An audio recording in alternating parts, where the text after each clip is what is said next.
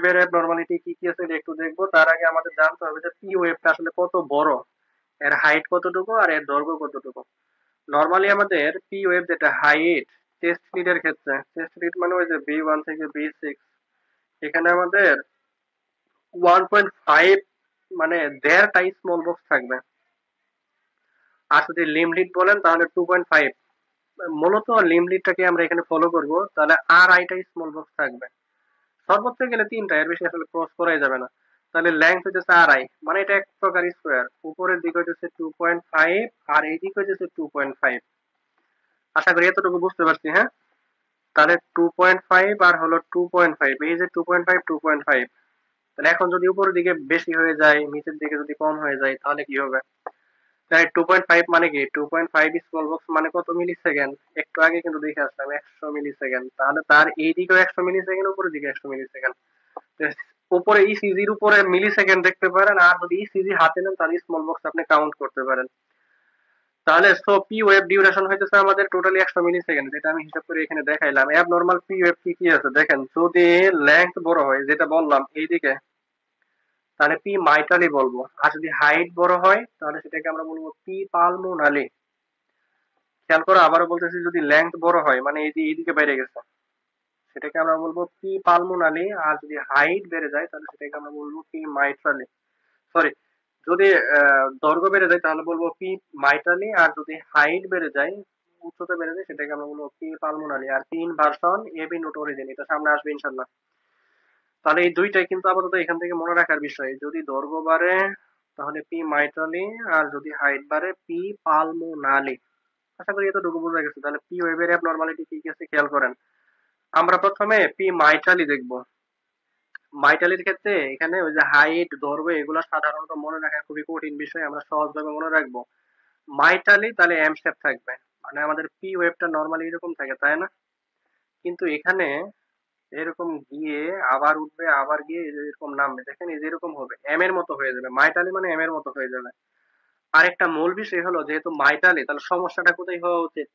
Mitral ভালভেই হওয়া উচিত। এগুলো কিন্তু মনে রাখা খুবই সহজ। আপনি কিন্তু যদি লেংথ মাপেন, লেংথও কিন্তু দেখবেন হয়ে গেছে। নরমালি বলছি আড়াই গড়, তাই না? এই যে এক গড়, দুই গড়, এই তিন গড় কিন্তু হয়ে গেছে। লেংথ কিন্তু বেড়ে গেছে। একটু আগে কিন্তু আমি এটা দেখাই আনলাম, এই যে পি মাইটালের ক্ষেত্রে লেংথ বাড়বে। এরপরে হইতেছে আমাদের এখানে কিন্তু ওই যে আরেকটু টেকনিকের সাথে মনে রাখবেন, সেটা হলো আপনার মাইট্রালি। তাহলে এটা হলো মাইটাল ভালভের কাছাকাছি সমস্যা। মাইটাল ভালভ কোন পাশে থেকে, লেফট সাইডে না রাইট সাইডে? অবশ্যই লেফট সাইডে। তাহলে আমাদের সমস্যাটা কি হবে? লেফট এট্রিয়ামে। এটা কিন্তু ভেরি ভেরি ইম্পর্টেন্ট এগুলা। এই একই এম শেপ আবার যদি আপনার ওই যে চেস্ট লিডে হয় তাহলে কিন্তু ভিন্ন হবে। মানে চেস্ট লিডের আর ওয়েভ যদি হয় তাহলে সেই ক্ষেত্রে কিন্তু ভিন্ন হবে। বুঝছেন? এগুলো হইতেছে মনে রাখার বিষয়। তাহলে প্যাথোলজি, মাইটাল স্টেনোসিস, ওই যে আগেই বলছি মাইটাল ভালভের সমস্যা, লেফট এট্রিয়াল ইনলার্জমেন্ট বা লেফট। এখন এই জায়গায় একটু প্যাথোলজি একটু বলি, দেখেন খেয়াল করেন কিভাবে কোরিলেট করবেন। তাহলে এটা হলো হার্ট, এটা হলো লেফট এট্রিয়াম, এটা হলো লেফট ভেন্ট্রিকল, এখানে থেকে মাইটাল ভালভ, তাই না? এখন এটা যদি স্টেনস্ট হয়ে যায়, বন্ধ হয়ে যায়, চেপে যায়, সংকুচিত হয়ে যায়, তাহলে কি যে লেফট এট্রিয়াম থেকে লেফট ভেন্ট্রিকুলে ব্লাড আসতে পারবে না? আলটিমেটলি ব্লাডটা এখানে একুমুলেশন হবে। যখনই ব্লাড একুমুলেশন হবে, এটা কি লেফট এট্রিয়াল ইনলার্জমেন্ট হবে না? দেখেন কত কিছু কিন্তু হয়ে যাচ্ছে। আপনি লেফট এট্রিয়াল ইনলার্জমেন্ট পাচ্ছেন, এম শেপ পাচ্ছেন, মাইটাল স্টেনোসিস পাচ্ছেন। তো হোয়াই পি মাইটালি, যাকেই বলছি মাইটাল ভালভ সমস্যা, এটা আসলে ক্রাইটেরিয়া কি? লেফট এট্রিয়াল ইনলার্জমেন্ট আমরা কোথায় দেখবো? নরমালি আমরা লেট টু তে দেখবো এবং B1 এ দেখবো। ঠিক আছে? তাহলে পি ওয়েভ ডিউরেশন মাস্ট মোর দেন 3 স্মল বক্স। ওই যে আগেই বলছি আমাদের লেংথটা বাড়বে এখানে। তো লেংথমেন্ট এখানে দেখার আসলে সুযোগ নাই, দেখতে পারেন কোনো সমস্যা নাই। কিন্তু আমাদের এই যে এম শেপ চলে আসছে, মোটামুটি বলা যাবে এটা পি মাইট্রালি। ওকে, এখন এই জায়গায় একটু কথা আছে যে এই শেপটা যে হইলো, এটা আমরা মনে রাখবো কিভাবে? যে এটা যদি খেয়াল করি, আমাদের পি ওয়েভ যেটা, এটা আসলে কি বলছিলাম? দেখেন বেসিক বুঝেন, বেসিক বুঝলে কিন্তু অনেকটুকু মানে ভালো রপ্ত করতে পারবেন। পি ওয়েভটা কি ছিল আমাদের? Atrial depolarisation. আসলে এট্রিয়াম কয়টা? দুইটা। তাহলে এই হাফ হইতেছে আমাদের রাইট এট্রিয়াম, এটা হলো রাইট এট্রিয়াম, আর এই হাফ হলো লেফট এট্রিয়াম। কিন্তু এখন দেখেন প্রথম অংশটুকু কিন্তু ঠিকই আছে, কিন্তু ঝামেলা হইতেছে যখনই নাম দেখেছে তখন কিন্তু আবার উপরে উঠছে। মানে ঘটনা হচ্ছে এরকম, প্রথম পি ওয়েভ তো উপরে উঠবে, উঠলো, তার লেফট এট্রিয়ামে কিন্তু নর্মাল। এখন এইভাবে নামার সময় না নামে না আর, এই যে আবার উপরে উঠে গেছে, তার মানে আমাদের ঝামেলা হচ্ছে সেকেন্ড হাফে। সেকেন্ড হাফে যেহেতু ঝামেলা, তাহলে আমরা অবশ্যই বুঝতে পারবো এটা হলো লেফট এটিএম এর সমস্যা। আবার বলতেছি, খেয়াল করেন পি ওয়েভ দ্বারা কি বোঝায়, এটিএল ডিপোলারাইজেশন, তাহলে পি ওয়েভ অবশ্যই আমরা এটিএম চিন্তা করব।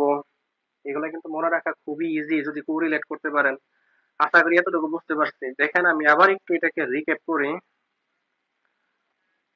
আমি একটু 2 মিনিট এটাকে যদি একটু রিক্যাপ করি, তাহলে হয়তো আর একটু কনফিউশন থেকে দূর হয়ে যাবে। দেখেন তাহলে যেটা বলতেছিলাম এখানে, যে আমাদের পি মাইট্রালি, তাহলে মাইটাল ভালভের সমস্যা, তাই না? মাইটাল ভালভের সমস্যা হলে মাইটাল ভালভ দিয়ে ব্লাড আসতে পারবে না, লেফট এটিএম এ ব্লাড জমা হবে, লেফট এটিএম লা ইনলার্জমেন্ট হয়ে যাবে। যদি লেফট এটিএম ইনলার্জমেন্ট হয়, তাহলে আমরা পি টা কিরকম পাবো? এটা হলো নরমাল, রাইট? এটা হলো নরমাল। এখন নরমালের ভিতরে ফার্স্ট হাফ যেটা, এই পাশটুকু হলো রাইট এট্রিয়াম, এটা হলো লেফট এট্রিয়াম। কারণ আমরা জানি এট্রিয়াল ডিপোলারাইজেশন দুইটা একসাথেই হয়, 2 এট্রিয়াম। তাহলে এতটুকু হলো রাইট এট্রিয়াম, এটা হলো লেফট এট্রিয়াম। এখন ঘটনা হলো যদি অ্যাব নরমাল হয় তখন কি হবে?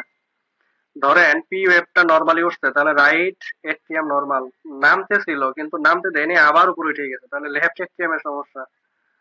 বুঝতে পারছি? এটা হলো রাইট এট্রিয়াম, এটা হলো লেফট এট্রিয়াম, এটা হলো অ্যাব নরমাল। তাহলে পি মাইটালি মানে এম শেপ হবে, মাইটালি স্টেনোসিস, লেফট এট্রিয়াল ইনলার্জমেন্ট। আর মেজারমেন্ট তো বললামই, মোর দেন 3 স্মল বক্স হবে। মনে রাখলে ভালো, না মনে রাখলে এম শেপ দিয়ে ডায়াগনোসিস করতে পারবেন। এখন লেফট এট্রিয়াল ইনলার্জমেন্টের একটা কারণ হলো মাইটাল স্টেনোসিস, মাইটাল রিগারজিটেশন। রিগারজিটেশন মানে কি? ব্যাকফ্লো করবে, তাই না? আর সিস্টেমিক হাইপারটেনশন, সিস্টেমিক হাইপারটেনশন হলে কি হবে? এটা যদি হার্ট হয়, সিস্টেমিক হাইপারটেনশন মানে এয়ারটা দিয়ে ব্লাডটা কিন্তু নরমালি যেতে পারতেছে না, ব্লাড প্রেশার অনেক বেড়ে যাওয়ার কারণে ব্লাড আর যেতে পারতেছে না। আমাদের আলটিমেটলি লেফট ভেন্ট্রিকলে ব্লাড একুমুলেশন হবে, এখান থেকে চাপ পড়বে লেফট এট্রিয়াম। এওয়ার্টিক ভালভ ডিজিজ ওই একই অবস্থা, এওয়ার্টিক ভালভের সমস্যা থাকার কারণে ব্লাড আর যাচ্ছে না। এই হলো মূল কথা। এরপরে আসেন দেখেন পি পালমোনালি, ওই এটাও দেখেন মনে রাখতে পারবেন। পালমোনালি মানে কি? পালমোনালি মানে পালমোনারি, মানে এটা হচ্ছে আমাদের লাংসের সাথে রিলেটেড। লাংস, তারপরে হচ্ছে পালমোনারি ভেইন আর্টারির সাথে রিলেটেড। তাহলে এখানে হইতেছে আমাদের উচ্চতা বেড়ে যাবে, পি এর ক্ষেত্রে আমাদের উচ্চতা বাড়বে। এখানে কিন্তু এম শেপ পাবো না, এটা মনে রাখতে হবে। পালমোনারির ক্ষেত্রে উচ্চতা বাড়বে, আর মাইটালির ক্ষেত্রে কিন্তু আমাদের দৈর্ঘ্য বাড়ছিল। ফিচার হইতেছে peak or tall P, peak wave মানে পি ওয়েভ মানে উচ্চতা বেড়ে যাবে। নরমালি আমাদের এরকম থাকে, তাই না? এরকম হয়ে যাবে, অনেক বড় হয়ে যাবে। এটি হলো পি পালমোনালি। এখন পি পালমোনালি যেহেতু হচ্ছে, গণনা কি করতেছে দেখেন। নরমালি পি ওয়েভটা এরকম হয়ে এরকম নেমে যাওয়ার কথা, কিন্তু সে আর নামতেছে না, উঠতেই আছে উঠতেই আছে উঠতেই আছে। তার মানে কিন্তু প্রথম হাফেই সমস্যা। দ্বিতীয় হাফে তো সমস্যা আছে কিনা এটা তো বুঝার কোনো উপায় নেই এখানে, কারণ এ তো আগে উঠবে তারপর তো নামবে। মানে মূল কথা হইতেছে উঠতেছে উঠতেছে উঠতেই আছে, তাহলে ফার্স্ট হাফেই সমস্যা। তো ফার্স্ট হাফে যদি সমস্যা হয়, তাহলে আমাদের কোন জায়গায় সমস্যা? রাইট এট্রিয়ামের সমস্যা, রাইট ভেন্ট্রিকুলার সমস্যা, ভেন্ট্রিকুলার আউটফ্লো অবস্ট্রাকশনের সমস্যা। মূলত আমরা পি পালমোনালির ক্ষেত্রে সবসময় আমরা রাইট ভেন্ট্রিকল, রাইট এট্রিয়াম এগুলা মনে রাখবো। আর পি মাইটালের ক্ষেত্রে আমরা লেফট সাইডটা মনে রাখবো, মাইটাল ভালভ যেহেতু লেফট সাইডে। আর পালমোনারি আর্টারি অরিজিন হয় কোথা থেকে? রাইট ভেন্ট্রিকল থেকে। অতএব আমরা পি পালমোনারি রাইট সাইডই মনে রাখবো। তাহলে কমন কজ কি? এই যে সিওপিডি, লাংস, ঠিক আছে। ওয়াই কল্ড পালমোনারি, কারণ হচ্ছে এটা রিলেটেড টু লাংস। তাহলে ইসিজি ফাইন্ডিং কি পাবো? এখানে ওই একই অবস্থা, লিড টু তে আমরা পিক পাবো। আমাদের যে পি ওয়েভটা আছে সেটা বেড়ে যাবে। দেখেন যেখানে দেখা দেওয়া আছে অবশ্য, যে নরমালি যেটা ছিল নরমাল, কিন্তু এর সাপেক্ষে যদি এটা চিন্তা করি, এটা কিন্তু অনেক বেড়ে গেছে। এবং হিসাব করে দেখবেন, এটা যদি এখানে ছোট ছোট ঘরগুলা দেখা যাচ্ছে না, 2.5 ঘরের উপরে হবে অবশ্যই। তাহলে chronic lung disease, pulmonary hypertension, ওই যে আগেই বললাম, সবগুলোই হলো আমাদের এখানে রাইট সাইড সাথে রিলেটেড। পালমোনারি হাইপারটেনশন মানে পালমোনারি আর্টারি, ওইখানে প্রবলেম আছে। ট্রাইকাসপিড স্টেনোসিস, ট্রাইকাসপিড কোন পাশে থেকে? রাইট সাইডে থেকে। কনজেনিটাল হার্ট ডিজিজ, স্টেন অ্যানোমালি।